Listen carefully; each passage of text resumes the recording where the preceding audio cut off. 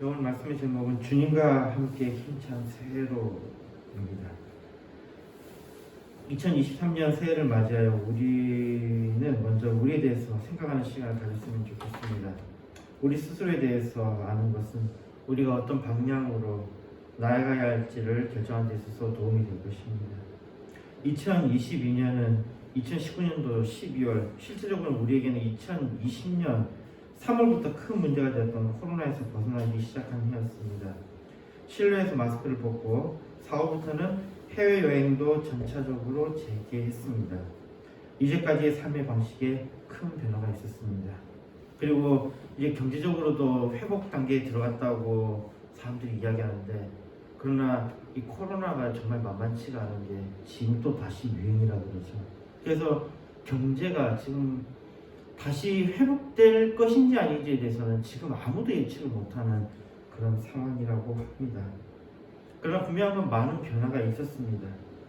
절대로 떨어지지 않았던 불패의 신화, 이게 부동산이었는데, 부동산이 그 추이가 이제 하락을 넘어서 폭락의 그런 국면으로 접어들었습니다.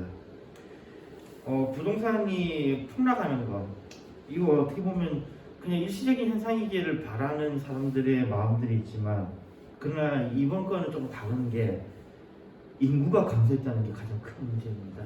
인구가 감소했는데, 근데 이 인구가 대한민국만 감소했으면, 그러니까 우리는 지금 생각하기에 우리나라 인구가 감소하고 있으니까 우리나라의 문제라고 생각하지만, 지금 전 세계적으로 인구가 감소하고 있습니다. 정말 이게 신기한 것이 그 인구가 계속해서 폭발적으로 증가했었습니다. 폭발적으로요. 20만 정도, 20억 정도 됐던 인구가 불과 10년, 20년 사이에 80억 가까이 증가했습니다. 엄청난 숫자가 지금 지구상에 살고 있어요.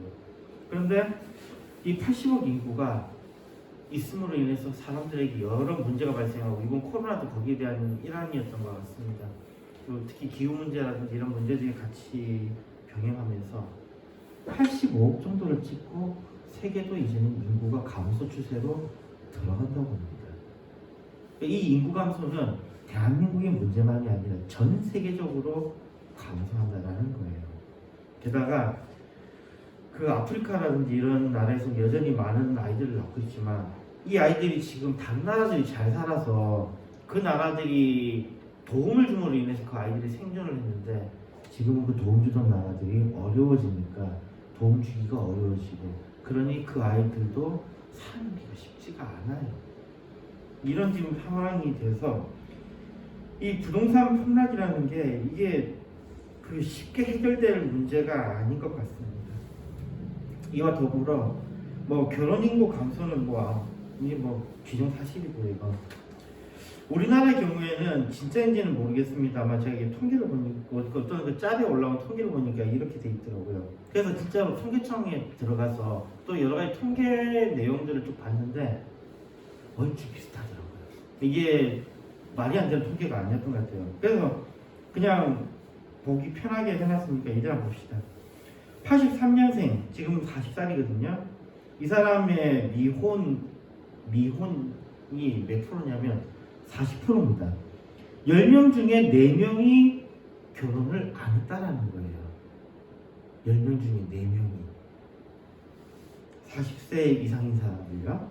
자, 그 다음에 88년생으로 가봅시다. 88년생이 35세거든요. 35세는 73%가 결혼을 안 했답니다. 그러니까 100명 중에 73명이 결혼을 안 했다라는 거예요. 심각하죠. 그리고 93년생으로 가봅시다. 93년생은 30살에 해당하는 사람들인데, 이 사람들의 96.5%가 결혼을 안 했답니다. 그러니까 1000명 중에 965명은 결혼을 안 했다는 이야기예요. 결혼 안 한 사람들이 생각보다 많죠. 정말로 많습니다. 40세 이상도 10명 중에 4명이 결혼 안 했다니까, 이게 더 그렇고, 실제적으로 또 이쪽 인구가 워낙 많으니까 이 문제가 좀 굉장히 심각한 것 같아요. 코로나로 결혼을 미룬 경우도 있지만, 앞으로는 전체 인구에서 20%에서 30% 정도만 결혼할 수 있는 분위기인 것 같습니다. 그러니 인구 감소도 여기와 함께 하는 것 같아요. 왜 결혼을 못하는가에 대해서 또 그 여러 가지 조사를 하고 연구를 해봤는데, 이건 우리나라만의 문제는 아닙니다. 준비를 해야 된대요. 결혼을 하기 위해서 준비를 해야 된대요. 준비하지 못하면은 지금까지 누리던 삶이 망가지니까 준비를 해야 된답니다. 그래서 뭘 준비해야 되냐 했더니, 그렇다면 남자의 경우에서는 집과 땅과 차가 있어야 된답니다. 남자에게 이것을 요구하는데, 보통 보니까 사람들 월급이 200만 원 정도에서 위아래로 왔다 갔다 하고 있는데, 200만 원을 버는 사람이 집과 땅과 차를 살 수 있는 사람이 몇 명이나 되겠습니까? 결국은 부모님의 재력을 등에 업지 않는 이상은 결혼할 수 있는 사람은 없어요. 그래서 같이 100명이 있어도 그 중에 20명만 결혼할 수 있어요. 20명 정도가 100명이 있어도. 사람을 평가하는 것은 사람입니다. 그리고 사람들은 무엇으로 평가를 하냐면 그 사람을 화폐로 평가합니다. 이혼 전문 변호사가 이야기하더군요. 바람 피는 사람 정말 많이 이렇게 그 상담도 하고 이혼 소송을 진행을 해주는데, 이 이혼 소송 진행하는 사람들의 공통점, 그리고 이혼을 안 하는 사람, 바람 피는 걸로 인해서 그냥 어떤 조치만 취할 뿐 이혼을 안 하는 경우에 있어서 이 경계점이 있더라는 거예요. 공통점이 있더라는 겁니다. 이혼하는 사람은 남자의 연봉이 연 1억이 안 되는 사람, 반대로 남자의 연봉이 연 1억이 넘는 사람은 여자가 이혼하는 사람을 잡아와서 그 여자가 잘못했다고 그러지 남자 보고 잘못했다고는 안 한다는 거예요.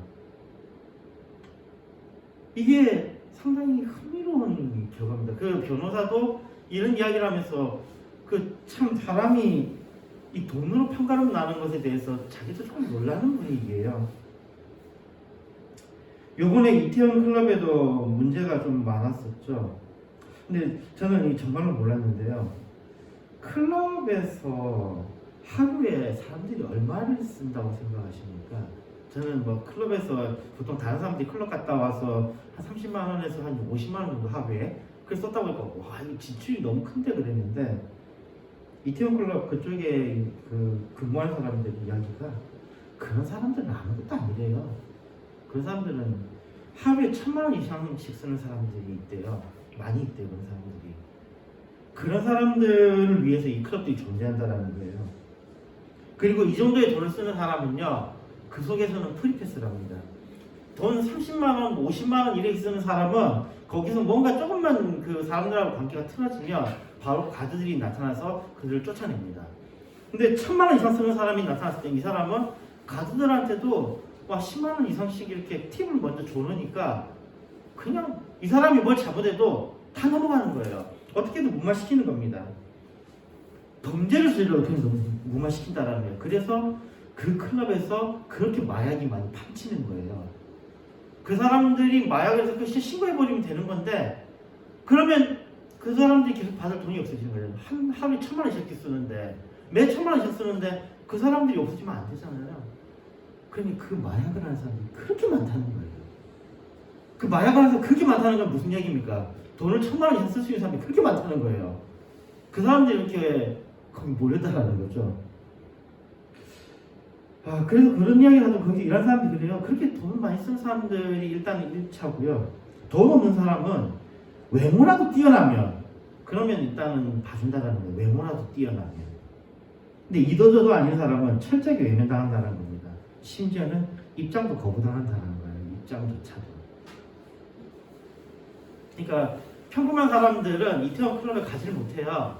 아마 이태원 클럽에 한 번도 못 간 사람이 엄청나게 많을 겁니다. 왜냐하면 그 사람들은 이런 돈도 없고 외모도 안 되니까 그럴지도 모르겠습니다. 그래서 이게 지금 이태원 클럽에 대해서 여러 가지 지금 미묘한 그런 감정들이 왔다 갔다 하는 것 같아요.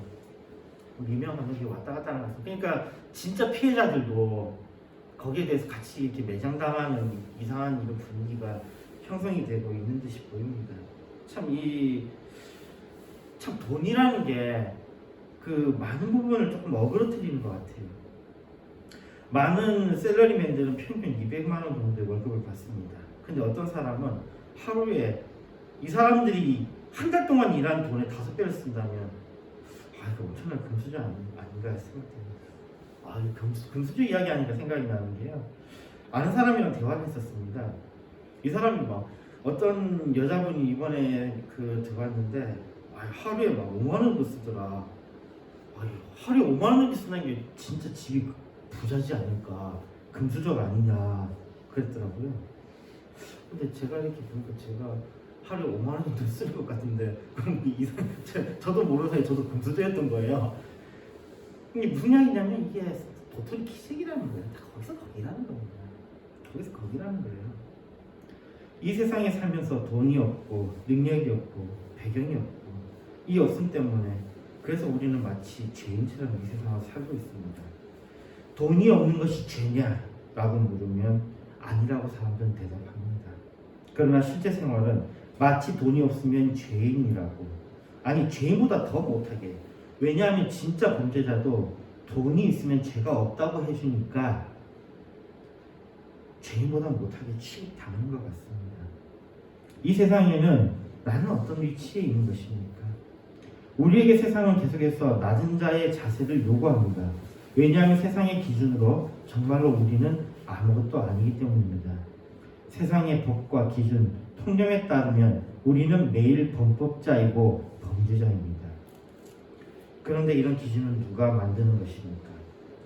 우리가 아무것도 아니라고 한다면 이것은 우리가 어딘가에 의해서 비교를 당했다는 것인데 그 비교 대상이 과연 무엇입니까? 우리는 우리 스스로를 부정적으로 보는 경향이 있습니다.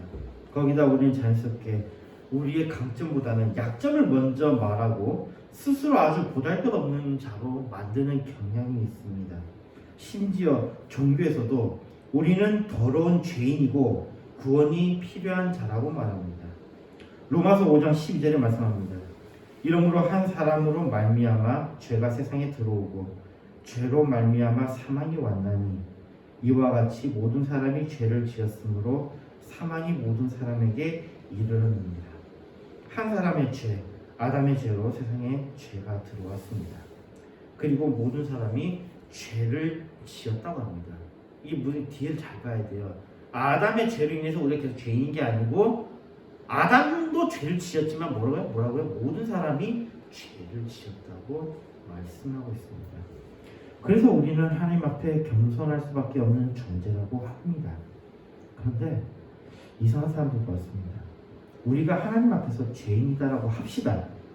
그런데 사람 앞에서 우리를 죄인이라고 정죄하는 그 사람은 뭡니까? 똑같은 죄인 아닌가요? 그런데 우리 보고 죄인이라고 정죄하는 것은 뭐 하는 짓인지 모르겠습니다. 로마서 2장 1절에 이렇게 말씀합니다. 그러므로 남을 판단하는 사람아, 무릇 누구든지 내가 핑계치 못할 것은 남을 판단하는 것으로 내가 너를 정죄함이니 판단하는 내가 같은 일을 행함이니라. 아니 같은 사람이 같은 일을 행하는 자가 누가 누구를 정죄하는 것입니까? 성경 분명하게 정죄하는 자들에게 경고합니다. 같은 인간이 무슨 권한으로 다른 사람을 정죄할 것입니까? 고난을 당하는 욥에게 그의 친구들이 찾아와서 욥이 죄를 지었기 때문에 이런 고난을 당하는 것이라고 정죄했었습니다. 욥기 42장 7절에 말씀합니다. 여호와께서 욥에게 이 말씀을 하신 후에 대만 사람 엘리바스에게 이르시되 내가 너와 내 두 친구에게 노하나니 이는 너희가 나를 가리켜 말한 것이 내 종 욥의 말같이 정당하지 못함이니라.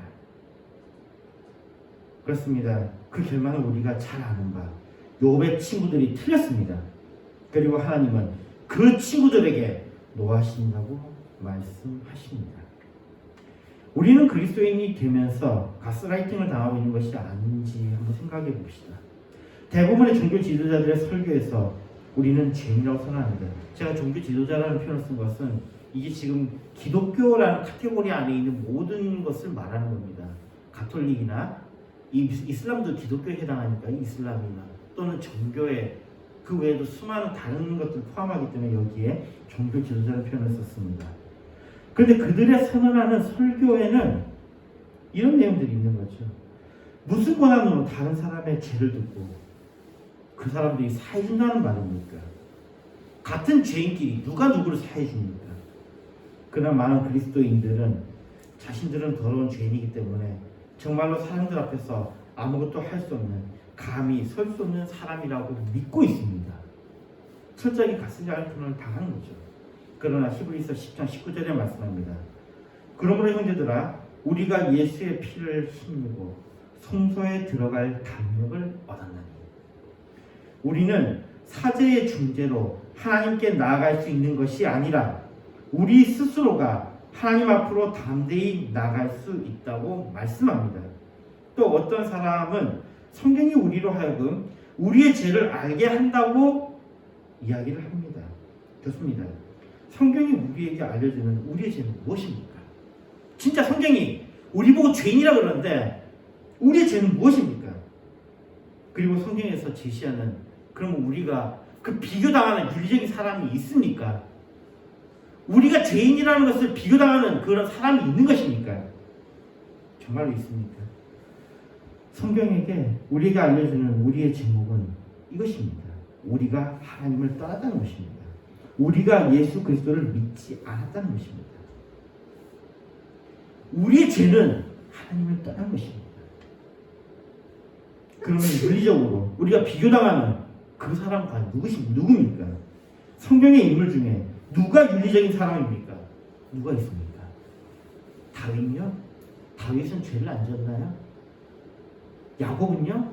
야곱은 죄를 안 졌나요? 성경에 누가 윤리적인 사람입니까? 누가요?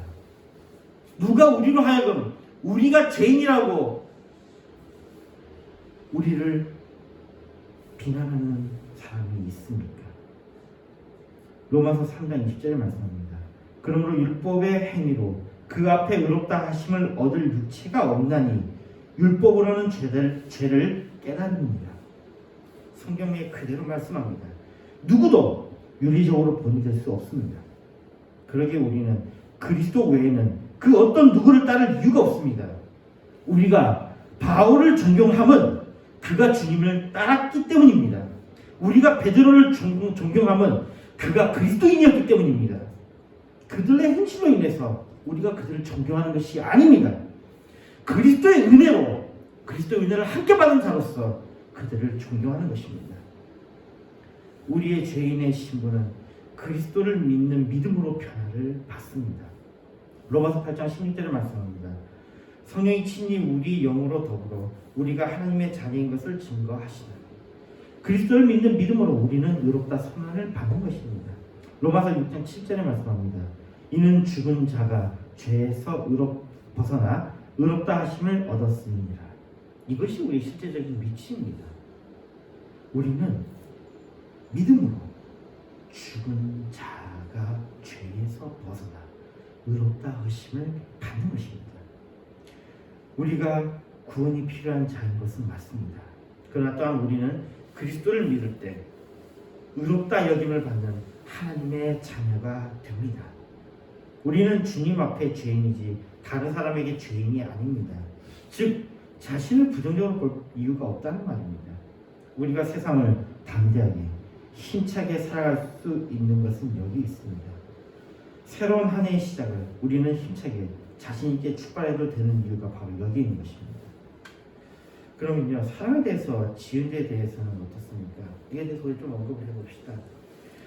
다른 사람에 대해서 범죄를 저지른 사람이 하나님께 회개하고 하나님께 고했기 때문에 자신을 용서받았다고 헛소리하는 이상한 사람들이 많더라고요.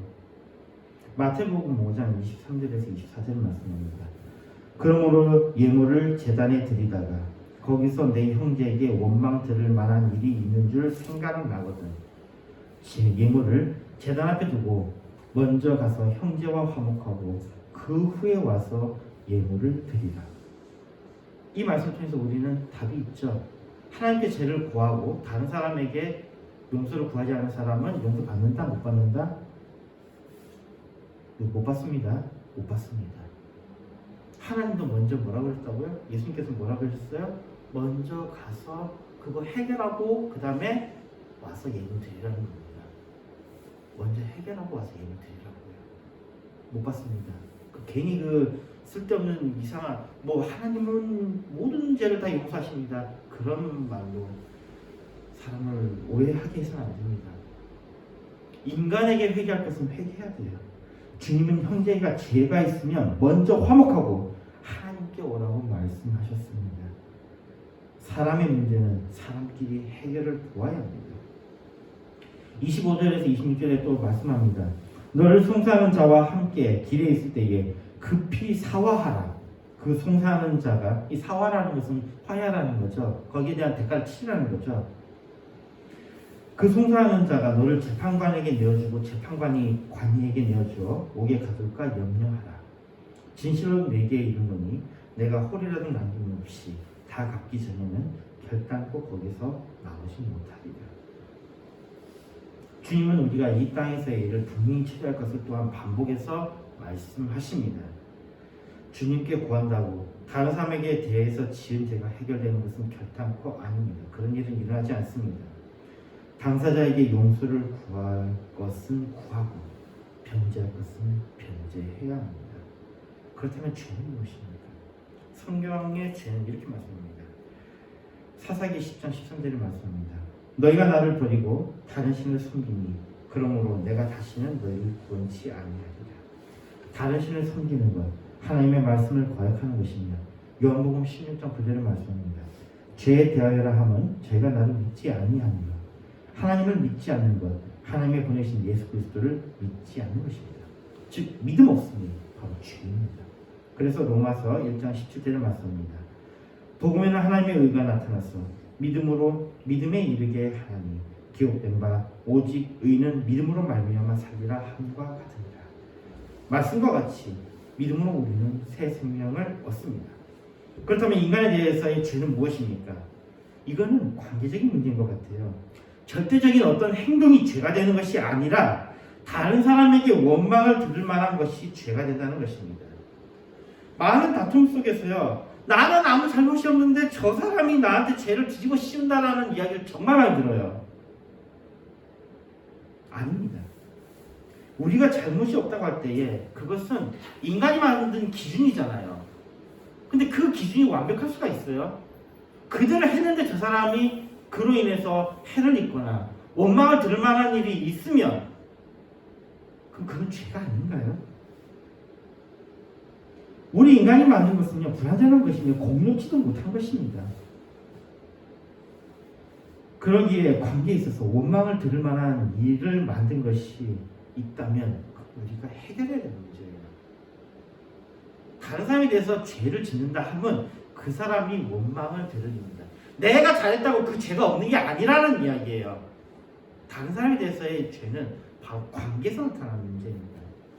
그리고 다시 말씀드리지만 우리가 죄가 없다고 스스로 인정하는 것은 세상이 정한 기준에 따라서 죄가 없는 것이지만 그걸로 인해서 실제로 피해를 당한 사람은 어떻게 할 겁니까?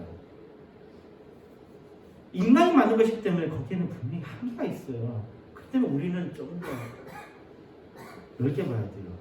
다른 사람에게 원망을 들을 만한 일을 하지 않는 것, 그리고 다른 사람이 원망을 들을 만한 일을 한 것이 바로 죄입니다. 그 다른 사람에 대해서요. 또 다른 문제가 이런 게 있습니다. 어떤 사람들 보니까 나에게 왜 이런 불행이 닥치는가? 나는 잘 살았는데. 그러면 하는 이야기가 하나님은 살아계시기나 하는 것인가? 이렇게 질문하더라고요. 하나님을 정말로 원망해야 하는 것입니까? 아닙니다. 우리가 하는 모든 것들 자신이 선택한 것입니다. 정말 아무 잘못 없이 내가 다쳤다. 정말 잘못이 없는 것입니까? 다른 사람에게 원망을 사지 않았습니까? 욥은 자신의 재산을 잃었습니다. 그리고 심지어 사랑하는 자녀도 잃었습니다. 그러나 그는 그것으로 하나님을 원망하지 않았습니다. 욥기 1장 21절에 말씀합니다. 가로되 내가 모태에서 적신이 나와 싸운즉 또한 적신이 그리로 돌아가올지라. 주신 자도 여호와시요 취하신 자도 여호와시오니 여호와의 이름이 찬송을 받으실지니이다. 하나님께서 하십니다. 물론 인간간에 회개할 것은 회개해야 합니다. 지난해 나에게 일어난 불행을 하나님 탓으로 돌리고 싶은 사람들, 정말로 하나님 당신에게 그 일을 하라고 시키셨습니다. 그 일을 하라고 지시하셨습니까? 정말 그렇게 하셨습니까? 스스로 하지 않았습니까? 또 악한 자에 의해서 당한 피해자 역시도 피해당한 그 자리에 하나님이 그 자리에 가라고 하셨습니까? 그 자리에 가서 피해를 당하라고 하셨습니까? 너무 매장이 될지 모르겠지만 하나님을 원망하는 것은 정말로 교만한 모습을 보이는 것입니다. 심지어는요, 로마서 이렇게 말씀합니다. 로마서 9장 20절에서 21절입니다. 이 사람아, 내가 네 귀에 감히 하나님을 힘을 하느냐? 지음을 받은 물건이 지은 자에게 어찌 나를 이같이 만들었느냐 말하겠느냐? 토기장이가 진흙 한 덩이로 하나는 귀 쓸 그릇을, 하나는 천이 쓸 그릇을 만드는 권위 없느냐? 하나님이 정말 그런 하나님 없습니까?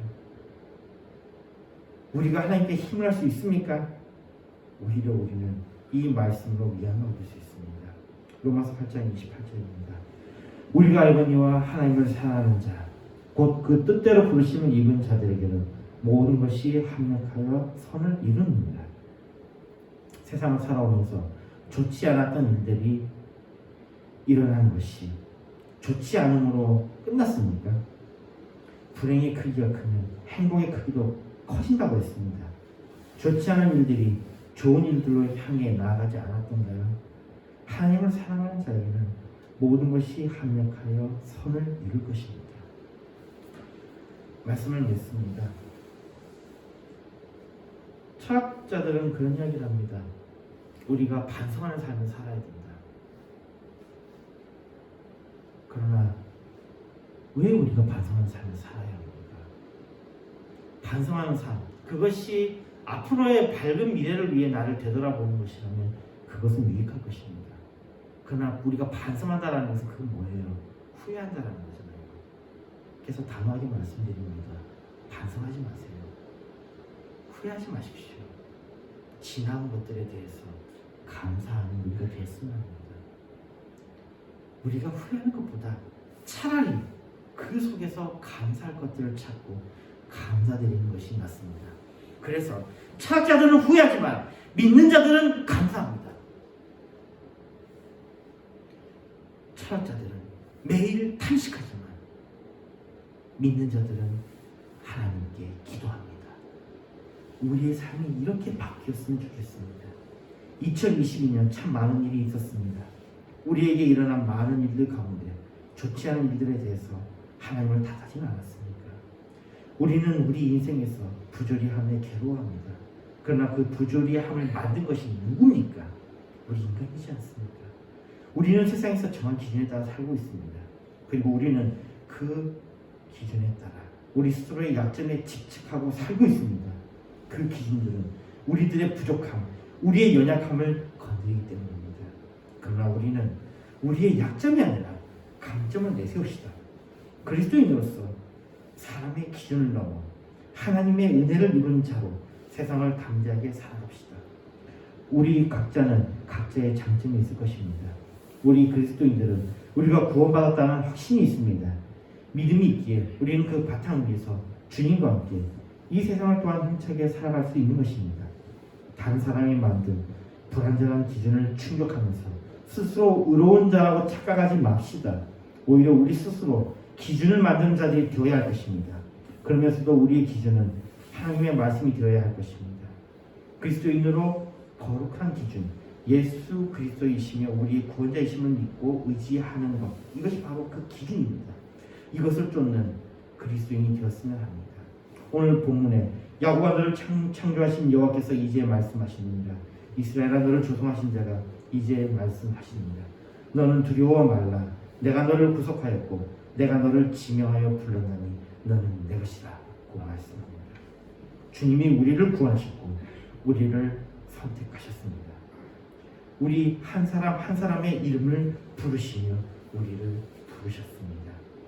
우리를 사랑하시며 우리를 위해 역사하시는 그분과 함께 2023년 주님과 함께 힘차게 나아갑시다. 주님의 사랑과 주님의 선하심은 반드시 우리를 선하게 인도하실 것입니다. 하박국 3장 19절에 말씀합니다. 주 여호와는 나의 힘이시라.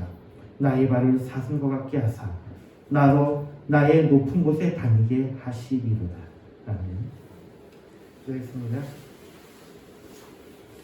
하나님 아버지 감사합니다. 2023년을 돌아보면서 후회하는 것이 아니라 하나님께 감사할 수 있는 제를 되게 해주셨고 2023년을 향해서 주님과 함께 힘차게 나아가는 제를 되게 해주시옵소서.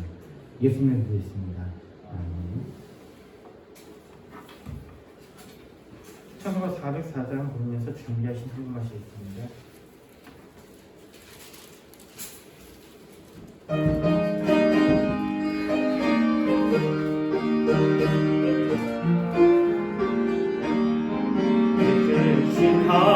하나님의 사랑 바로다 영영 못하네 저동고도 별을 넘어 미나구나 땅 위에 죄범한 영혼 구하려 그 아들 보내사 마목제로 삼으시고 죄 용서하셨네. 하나님 크신 사랑은 증량당고 하며 영원히 변치 않는 사랑 성도여 찬양하세. 이 시절 지나가고 땅 위에 와세할 때 믿지 않던 영혼들 큰 소리 외쳐 흘러도 주 믿는 성도들에게 그 사랑 베푸사 우리의 죄 사했으니 그 은혜이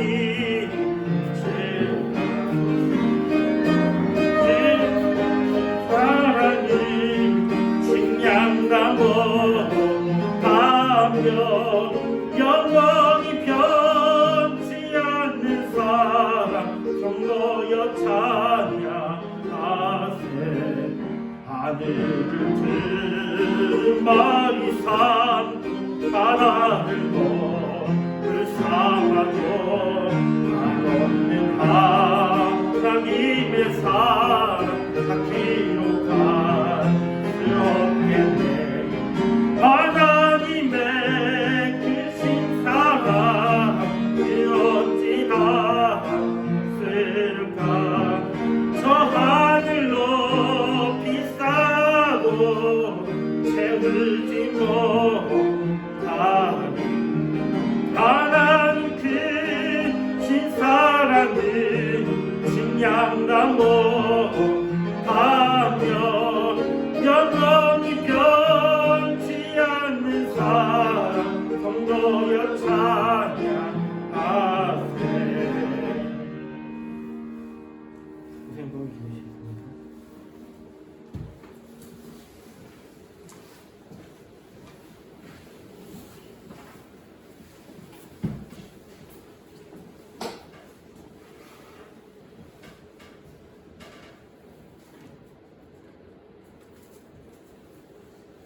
기도하겠습니다. 신년 전날 주님께 드릴 수 있게 하시는 감사드립니다.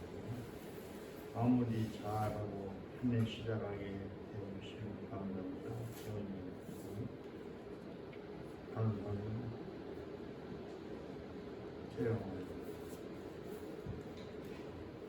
좋으신 하나님을 너희에게 주시고 2023년도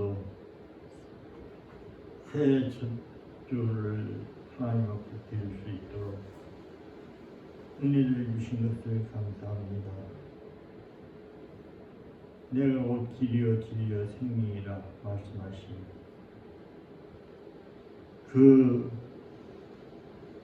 주님을 구주로 믿는 자들에게는 우리 하나님께서 모든 일에 함께 하시며 모든 것을 이끌어 주시고 인도해 보호해 주시고 지켜주시고 역사하시고 함께 하심을 믿습니다.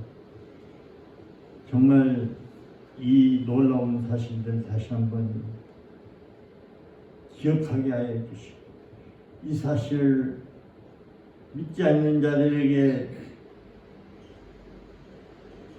또 지역과 나가서 세계 이 복음을 전하게 노력함이 없는 한 해가 될 수 있도록 하나님 영권과 영력을 만배 더하여 주시고 입술의 권세를 물려주셔서 간 곳마다 예수 그리스도의 심을 전하게 노력함이 없도록 도와주옵소서.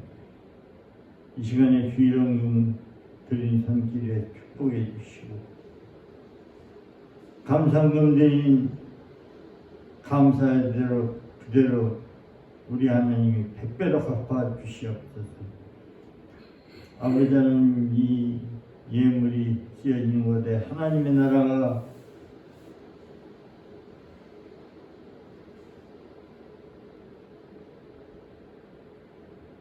더 굳건하게 서게 하여 주시고,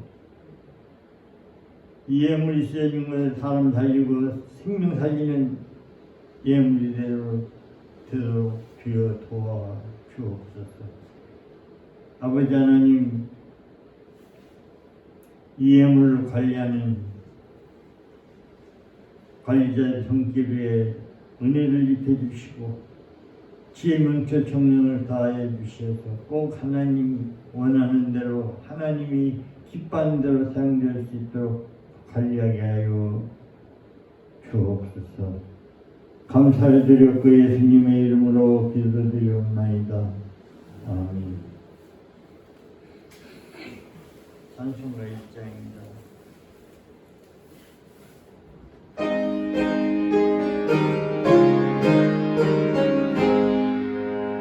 만국의 문은 하나님 엄매성 찬송 드리고 저전사유 찬송하세 찬송 성일 성가성령 아멘.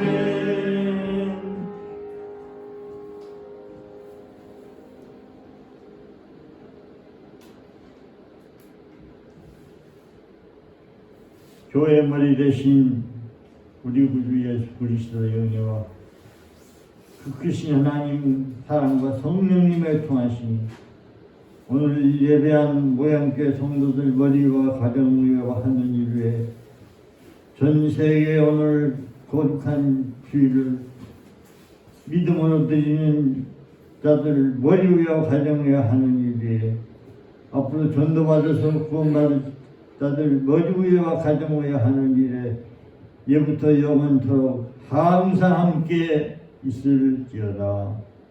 아멘.